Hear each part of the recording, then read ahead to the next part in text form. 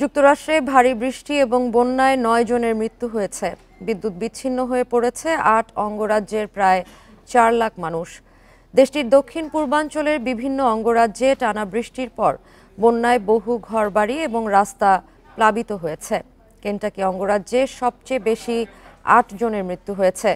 রাজ্যের গভর্নর জানিয়েছেন, বন্যার পানিতে আটকে পড়া কয়েকশো মানুষকে উদ্ধার করা হয়েছে। তবে প্রাণহানি আরও বাড়তে পারে বলে আশঙ্কা করা হচ্ছে।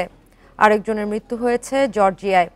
দুর্যোগপূর্ণ আবহাওয়ার কারণে Kentucky, Georgia, Alabama, Mississippi, Tennessee, Virginia, West Virginia এবং নর্থ ক্যারোলাইনায় সতর্কতা জারি করা হয়েছে।